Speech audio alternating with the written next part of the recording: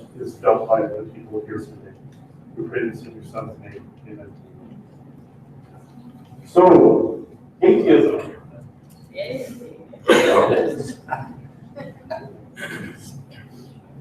Well, a theist is someone who believes in God.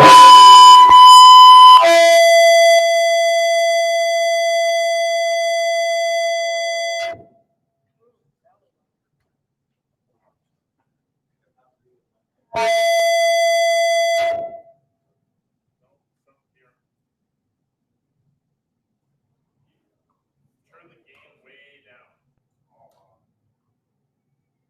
I'll change the batteries, but I don't think that's it. Maybe we'll just talk loud. That could work. Yeah. Try this. How's that? Try that?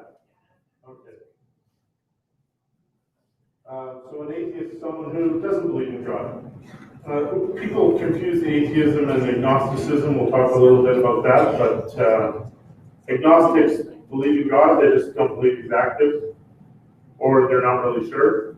Atheists don't believe in God. And I've shared with you many times, that's how I was raised, to not believe in God. And, it's a very different and increasingly popular viewpoint in our culture. Over the last 15 years or so, we've had atheism has gained lots of traction in our society. More and more people who, when asked, will say they don't have a religious belief at all. The main guy who's propagating this one version of atheism is a man named Richard Dawkins. And he wrote a book called The God Delusion. He's what I would call an angry atheist. He's an atheist who believes that you should not, and that the world should eradicate religion altogether. He believes it does harm and that we need to get rid of it. He took from another book, a book by Robert Percy called Lila. He subscribes to this sort of viewpoint. This is the quote: "When one person suffers from a delusion, it's called insanity. When many people suffer from a delusion, it's called religion." Richard Dawkins is a biologist and professor at Oxford University. Oxford and Cambridge University in Britain are the main two places where the new atheists are coming out of, where they lots of and don't get me wrong, those are Christian founded universities, and there's lots of that there as well. But there are these pockets of very strong atheistic views in there. Dawkins, in his book, presents 4 what he calls consciousness-raising messages, and they're these. Number 1, atheists can be happy, balanced, moral, and intellectually fulfilled. Let's just take them one at a time. Sure, they can. You can live a moral life without believing in God, but I would say the problem is the whole definition of moral is almost meaningless. But you could live a just life, a life where you're trying to do more good than bad, but morality is not without God. Number 2, he says natural selection and similar scientific theories are superior to the God hypothesis, the illusion of intelligent design, in explaining the living world and the cosmos. Now, I could talk about this for days. We could have this conversation. John Down lent me a video series that was excellent on this topic. I could just play it, and you go. But here's here's my take on this. For what it's worth, it doesn't answer. Science doesn't, in the end, have an answer for the biggest question. In the end, they're left with something started it. That's where they come to. And any really honest physicist or scientist who's really studying the edges of their knowledge ends up in a place where they're saying, we're not sure, something happened here.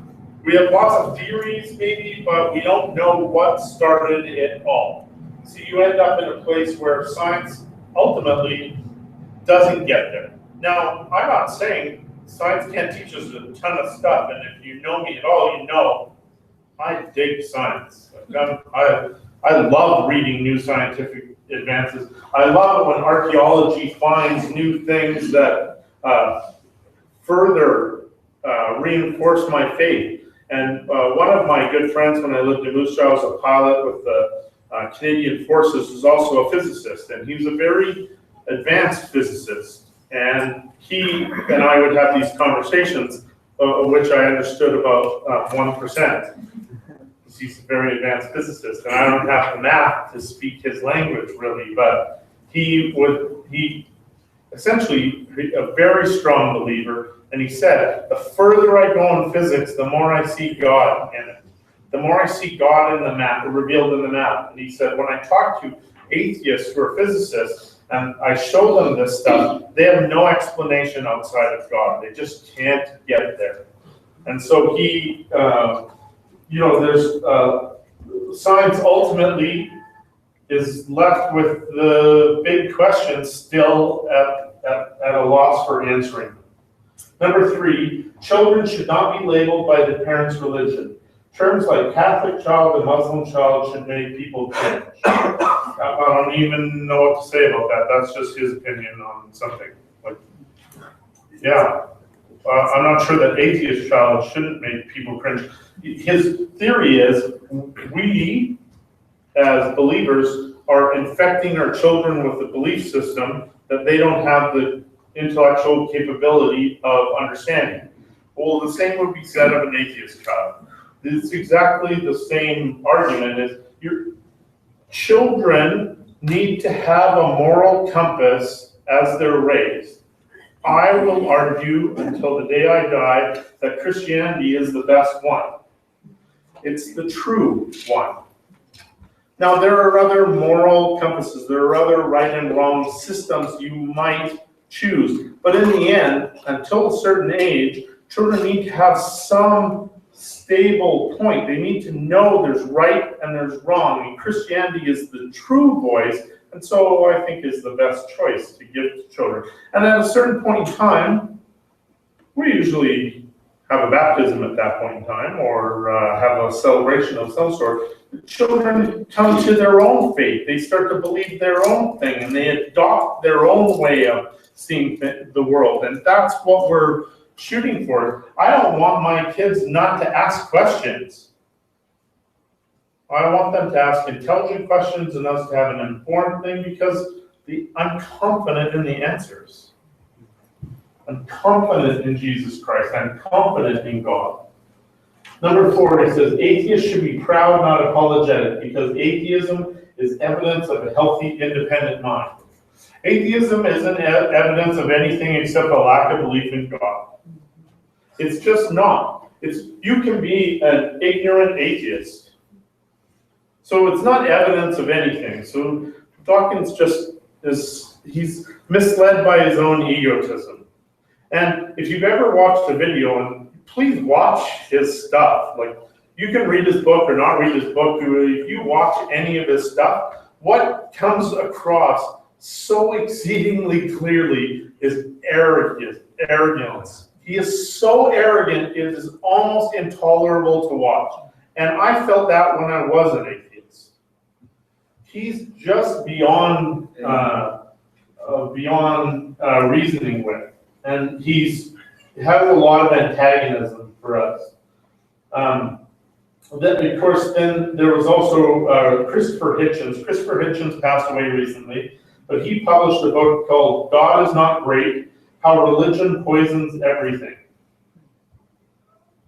And the major point in that book was that all the evil done in the world is done in the name of religion. We're going to watch another take on that a little bit later. I have a video that will show just a slightly different take on that, which I really ascribe to, though the guy giving the viewpoint is agnostic, but he's still right about some things. There are here, if you are prone to read Christian websites or blogs or magazines, you'll hear about how Christianity is shrinking. You'll hear this in alarming ways, and we're back to echoing again? No. Okay, it's just me. All right. It's echoing. It's echoing, okay. It felt like it was to me. Okay. Anyway, here's the thing. If you look at the numbers, if you really look at the numbers, this is alarming to evangelical Christians. Evangelical Christians throughout North America are panicking about the numbers. But here's what the numbers don't tell you, and the media doesn't report this very well. They just say that non-believers are increasing and Christianity is shrinking. But evangelical Christianity is not shrinking. It's stable. We're not losing our kids. The mainline churches are. The churches that don't believe in a relationship with Jesus Christ. Churches that don't teach you to read the Bible, to study.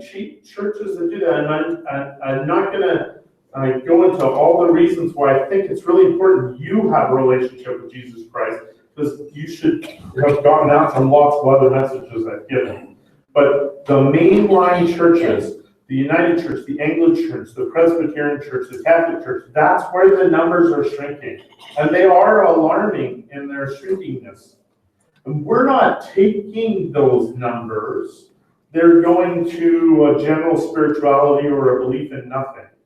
I think there's a possibility there, but those religions that really say it's the pastor knows everything and nobody else can really know anything. My friends who are Catholic don't read the Bible. It would never occur to them to read the Bible. That's what the priest is for. In fact, there's a funeral recently here. It was done at the Catholic Church, and my mother-in-law was asked to do a reading by the family, and the reading they had asked her to do was out of the book of Luke, and the priest had a bit of a conniption because people don't read the Gospels. But only the priest reads those. And so said, well, okay, I'm going to let you do that, but you're to go up and just read the passage. Don't say what book it's from. Just read the passage and go down. It's just a very different sort of system. And so the numbers in evangelical circles are not shrinking. Though I would suggest in Canada, Christianity is under attack in a big way from the media. Funny enough, the media doesn't seem to care so much about Muslims. They're very protective of Muslims. Just this incident that happened in Paris, which is horrifying and devastating, CTV, and I name them because they were really distinctive in this. My wife was watching CTV, and they had an expert on, and the interviewer says, well, we don't really know who did this yet. And the expert goes, yeah, we do. They were saying, Allah Akbar. They were saying God is great in their language. We know who did this. End of interview. Right now, done. That was the end of it. The media is very protective of, they want to be more politically correct about that. But if it was Christian, they're happy to announce that Christians said or did something wrong. They're happy to talk about it. I was going to talk about this later, but I don't have a Starbucks cup with me. I was going to go into the city and get one, but I have a non-Christian McDonald's coffee cup. Boycott McDonald's. Exactly. Now, the media is talking about how evangelical Christians are up in an uproar, right? Do you know the whole story? It's from one blog. The guy self-admits he writes controversial things to get hits on his blog. That's what he does. So I'm not worried about truth, I just want hits. So he wrote about how Starbucks changed their cup this year, and by the way, in previous years it didn't have Christian symbols, just had Christmas ones, a Christmas tree or snowflakes, but now it's plain red. Do you know why it's plain red? Anybody think to ask? It saved them on printing. Yeah. And by the way, Starbucks is not a Christian organization. Their total business is selling coffee, and they're not answerable to us, only to their shareholders. Why are we turning to Starbucks for Christianity? Why do I care what color cup? I don't go there anyway. I clearly go to McDonald's. I like their coffee, but I don't care if the cup is red or purple or blue. I just want a cup of coffee and a sausage and egg with lunch. Anyway, it just is. It's a weird thing, and the media jumped all over it. And only one story I saw, interestingly enough, from the CBC, told the whole story. Only one. And it wasn't at the top of the hour.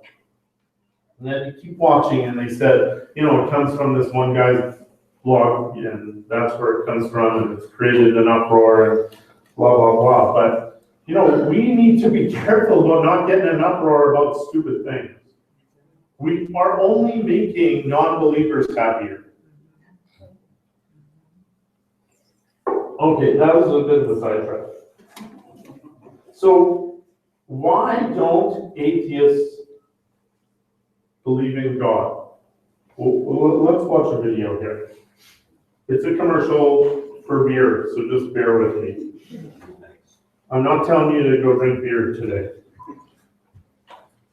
Okay, guys, this week is for the win. Labels out. Here we go.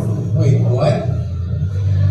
Our proximity to the field creates a parallel connection between the model and the ball. The outward-facing label simulates a smoother contact surface for the kicker. It's like magic, only real. Really?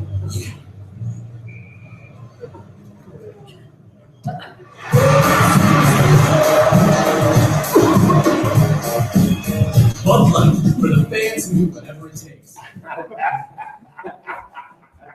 It's funny. But this is what atheists think is a religion. It's superstition. It's a group of, if we dance the right way and sing the right songs, then good things will happen in our life. And I think that's a message we need to be careful as Christians, that if we dance the right way and sing the right songs, or don't dance the right way, Mennonites, sorry, or really fundamentalist Baptists, or don't dance at all. You know, if you're depending on what, but that doesn't guarantee you an easy life. I don't think there's a guarantee of easy life in this life. This is a broken world, and we're broken people. And you know, tithing or not tithing doesn't do it. Singing or not singing doesn't do it. Going to church or not going to church doesn't do it. But go to church and you know, tithe. And but that doesn't guarantee you an easy life. That's just not the way this works. We live in a world that is challenged, and so we're going to experience hardship, and it's going to happen. We're going to experience death. We're going to experience sorrow and sadness and pain, and we're going to see other people's pain. And if you're a believer, you grieve for other people, and you grieve for those who died who have not yet heard about Jesus Christ, or at least accepted that. And so we need to be really careful, but this is what the media has done a really good job of doing, is making us seem like we're superstitious. And that we believe that if we put the labels the right way, the kicker will be able to hit his field goal. Right? But Jesus is not a kicker. The labels don't matter that much. But it does matter that we're not propagating further about superstitious things. Communion doesn't help. I think it's important, and we're never going to stop doing it. But it's another one of those things where people who don't understand go, yeah, well, you think you're eating Jesus. Right? They view us as superstitious fools. That's why a lot of atheists don't believe. Now, there's a new movement just starting to gain traction called Atheism 2.0. And Alain de Botton is one of the leading proponents. And he says this, I think he has a TED Talk which is really interesting. He's a fascinating, thoughtful guy, but he says he doesn't believe in God, but he loves Christmas carols. I like them too. They have meaning to me, but I also just like them. I liked them before I was a Christian. There's something about singing Christmas carols. He also says he likes a shared encounter like going to church. He likes it, but he doesn't believe in the ultimate thing. He doesn't believe in God. So what he said is, I would suggest we have a new kind of atheism. We have religion, but no God. Isn't that interesting? See, I would argue for the opposite. I think Jesus came to give us God and no religion. I said, and just a total interesting. He's not an angry atheist, and he's really dubious about the angry atheists, about Dawkins and Hitchens and Sam Harris. He's really dubious about those people who are mad somehow that you have a belief that they don't have. Which is so strange to me to, like I believe the Broncos are going to win the Super Bowl. You don't agree with me? Why would I be mad? Well, I don't even get it. We can have a rational discourse about it. You'll be wrong, but it's okay. No, I mean, it is just an interesting thing. Our culture changed after the war. Religion and faith and going to church was a pillar of who you were as an upstanding member of society. You just did it. And even if you didn't go to church, because everybody didn't, you would be able to say what religion you were. Everybody was a part of that. But things changed after the Second World War. The society shifted a little bit away from that. Faith is no longer a cultural expectation. It no longer comes out of that. It's a choice. I actually think that's an improvement. Having people who just sit but don't believe anything you have or don't listen to anything that is said is not a better option than you choosing this. Smaller numbers who chose to be here is a better place to be. Atheists are also, they're convinced that their viewpoint is the only rational viewpoint. Only thinking people are, the atheists are the only thinking people. That's what they believe. And so to have an intelligent conversation with somebody in which you disagree with them is helpful. I've said to you before, it's really difficult to convert an atheist to Christianity. And I would suggest you shouldn't setting the bar too high. But what you should be doing is engaging in intelligent discourse with them, listening to their point of view and giving your point of view. and try and help them along the path towards it. Agnosticism is maybe an easier goal to bring them to Christianity. Atheists, accepting there is a God is going to be a huge part. Showing them that Jesus is the answer becomes even more difficult. But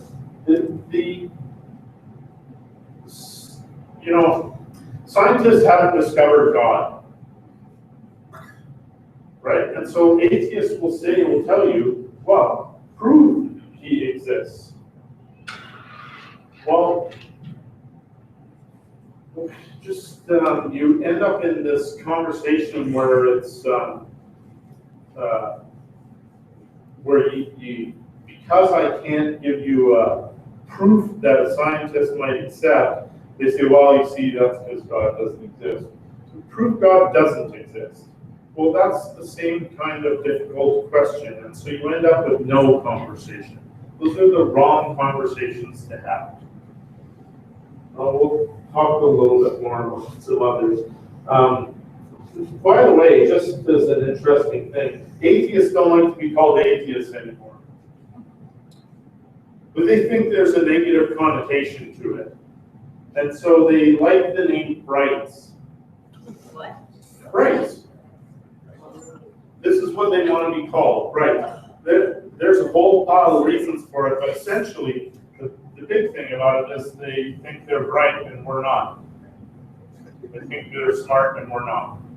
So they want to be called the Brights, the intellectually illuminated. Another reason people become atheists is they have a bad personal experience with church or religion. And there's nothing to be done about that. That's the true thing. And I will be willing to wager that anybody who's been going to church for a long time has had a bad experience at a church. Of course you have. Because who goes to church? People. And you know what has made the world a difficult place? People. We do things wrong. We say the wrong things. We unintentionally or intentionally hurt other people. It's part of it. Churches can get cliquey and become a real problem. And it's so easy to see how it happens. Like, we're the least cliquey church that I've attended. And yet, there's still people that you generally talk to every time after church because you like them. And it's not that you don't like the other people. You like the other people. It's just some kind of have a friendly conversation with someone I really like. Well, it's not a bad thing. It's a good thing. You can see how some people say, "Oh, that's tricky." But we're really good about when new people come, we try and engage them in conversation and get to know them and invite them out to other things and be more involved. But so a bad experience can turn a person completely off of religion. And I would say we should agree with those people. Religion is hurtful, or at least it can be. That's not our goal here. It's not religion. Our goal is Jesus. And some of you will remember this, and some of you will think, "Wow, you're old for remembering this." But does the name Madalyn Murray O'Hair mean anything to anybody? Madalyn Murray O'Hair in 1964 was the leader and founder of the American Atheists, got prayer in school stopped. Yeah. She was called the most hated woman in America. There's a great documentary about her that talks about it. She was the absolute epitome of angry atheists. She was hurt and hated Christians. And don't get me wrong, if we demand as Christians to have prayer back in schools, as I've heard people argue, if we do that in our current culture, that means Muslim prayer will be in schools. Baha'i prayer will be in schools. Mormon prayer will be in schools.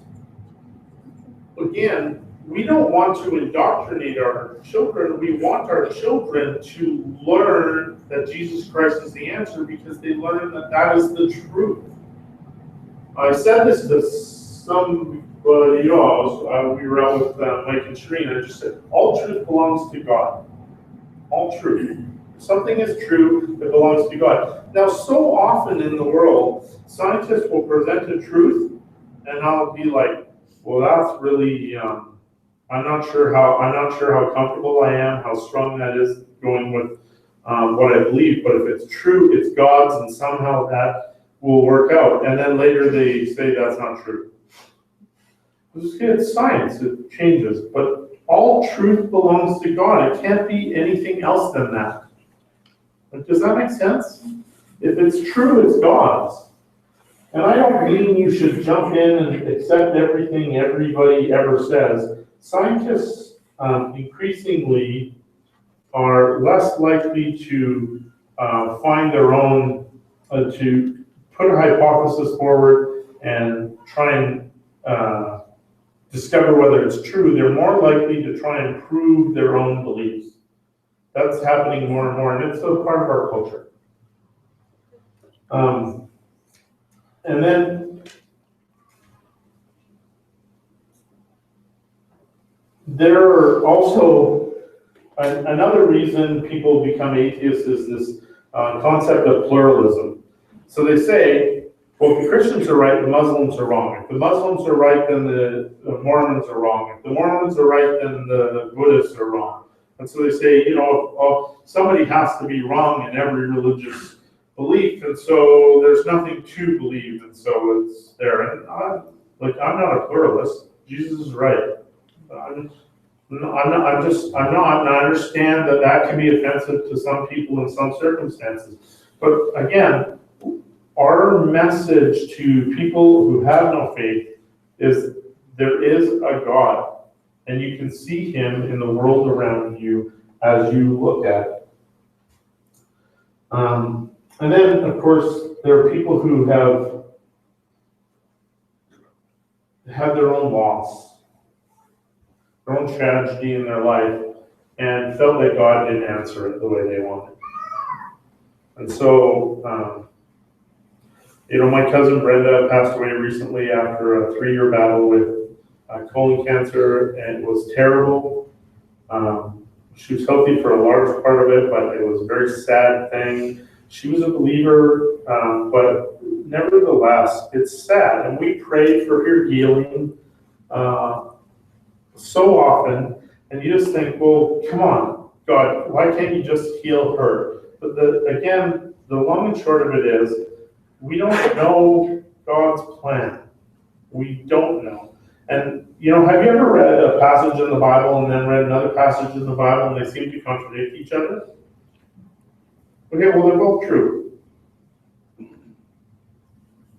I don't know how. I just know they are. We don't have the whole picture. And so that is the hardest part about sometimes being on this journey is we just don't have the whole picture. And when somebody has been devastated by something, the loss of a loved one or a personal tragedy, us minimizing it will not bring them further down the journey to faith. We need to accept that what they went through or are going through is a real and true thing. It absolutely wrong things happen in this world. I shouldn't say most. Those people in Paris did not deserve that. They didn't. It happened, nevertheless. Unfortunately, it was done in the name of a religion, but regardless, they're facing tragedy. Us minimizing it doesn't help. We need to sit with people, show the love of Jesus to them by showing our love to them. You may be the only Bible an atheist reads. And if that doesn't sober you right there, you're drinking too much. Because that is a really difficult thing. Now, there are also agnostics, and and it's a close, in the media's mind, it's the same thing. But I have a video here of a agnostic who I think quite highly of. I like the way he thinks, but anyway, watch this. By atheists, but a lot of people assume I'm an atheist and sort of draw no distinction between being an atheist and an agnostic. And there's a sort of, particularly among, basically rational comedians like me, there's a lot of atheism going on, and I don't accept the argument that atheism is the most rational response to the world as we see it. I think agnosticism is, and I also I don't want there to be nothing.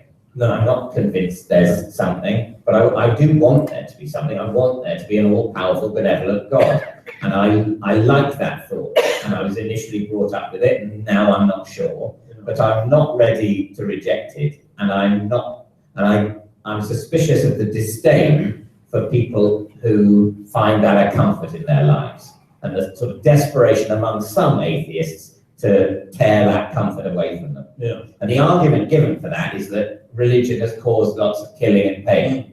And I dispute that, because so much killing and pain was done in the name of, communism or fascism.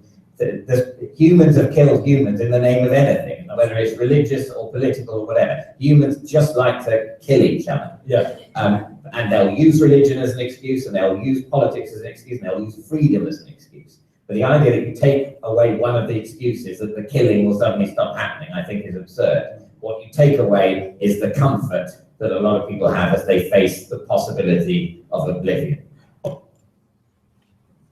I like David Mitchell. And I think he says some important things in that. And this is a common answer atheists will give you. Well, so much killing has been done in the name of religion. And David Mitchell is absolutely right, and it's a great counter. Killing is done in the name of anything by people.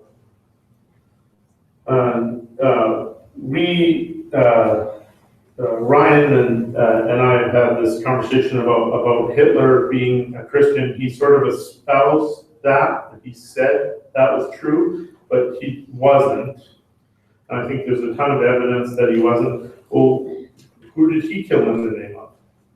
What about all the communists? Yes. What did they kill in the name of? They killed in the name of no religion. That's a communist tenet, that there's no religion.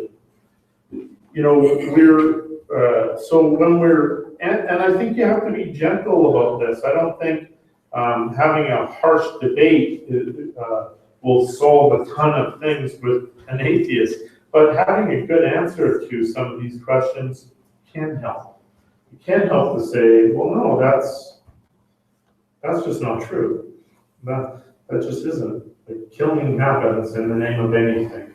Those people killed in Paris were killed in the name of a religion, but they were misguidedly so. Well, there's lots of other killing happening.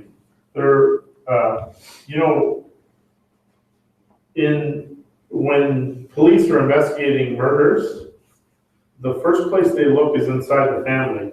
The first place they don't look is inside of a church. Right? Killing happens for other reasons. Let me just, let's just turn to scripture and let's talk about an atheist in scripture. Well, maybe not an atheist, but certainly something. So this is reading in Luke 23. It says this: 2 other men, both criminals, were also led with him to be executed. When they came to the place called the Skull, there they crucified him along with the criminals, one on his right, the other on his left. Jesus said, "Father, forgive them, for they do not know what they are doing." And they divided up his clothes by casting lots. The people stood watching, and the rulers even sneered at him, and they said, "He saved others, let him save himself, if he is the Christ of God, the chosen one." The soldiers also came up and mocked him. They offered him wine vinegar and said, "If you're the king of the Jews, save yourself." There was a written notice above him which read, "This is the King of the Jews." One of the criminals who hung there hurled insults at him. "Aren't you the Christ? Save yourself and us." But the other criminal rebuked him. Don't you fear God, he said. Since you're under the same sentence, we are punished justly, for we are getting what our deeds deserve. But this man has done nothing wrong. Then he said, Jesus, remember me when you come into your kingdom. Jesus answered him, I tell you the truth today, you will be with me in paradise. We talk often about the thief who declared that Jesus was God and asked to be with him in paradise. What we don't often talk about is the thief who didn't. The thief who doubted, the thief who didn't fear God. This is a very interesting passage, and it's a very interesting thing. And Jesus reassures the thief who declares him, but I think it's in Jesus' character that he was, by doing that, trying to offer that other thief a way out. You know, you will be with me in paradise. You have the option, this you other dude, we don't know his name, you have the option of accepting this. You have the option of being in paradise. You have the choice. The question we want to ask is, why did one thief believe and one did not? And it becomes difficult. I think we've talked about some reasons people become atheists. You know, there's lots of stories of people who had faith and who walked away, and for lots of various reasons. Faith is a very fragile thing. If you're looking for reasons not to believe, they're all around us. War and poverty, disease, famine, suffering, tragedy, the list goes on. If you're looking for scientific proof of the existence of God, you won't find it. When the first Russian cosmonaut came back from space, he said, there is no God. I saw many things, but I sure didn't see God. You know, when my daughter was younger, her favorite TV show was Blue's Clues. Remember Blue's Clues? Yeah. Cartoon dog Blue and her real life friend Steve. Saddest day when Steve left the show. So they would investigate things, and a blue paw print would appear whenever there was a clue on something. You know, they would have a paw print. I remember one day our daughter was standing at the front door and she saw what looked like a paw print on the sill of the door, and she said, look, a clue! It wasn't blue, but nevertheless. I read this blog post under the title, Why I Believe God Exists, and the author wrote, in part, the point of Blue's Clues was to spot the clues and jot them in your notebook. Well, that's kind of what we do as believers. We spot the clues of God. We make note of them. Those clues validate, not prove, that God is here. Just like we read in the Bible which contains the story of God. So I don't need proof. I don't need the philosophical sleight of hand that loses me in its twists and turns. I just need some clues, and a story, and a community to share it with. Do I agree with atheists? I think they make some good points, and I agree they sometimes present their case well. It just doesn't matter to me. Just as they state their unbelief, I state my belief. They find no reason to believe, I find a million reasons to believe. This is where the story takes root and flourishes, waiting to be told to others who have also seen the clues, but need a story to go with them. That's why I believe God exists. For those who do not believe, our lives are the only place that they'll experience that. As I said before, we're the only Bible they will read. We have a story to go with those moments.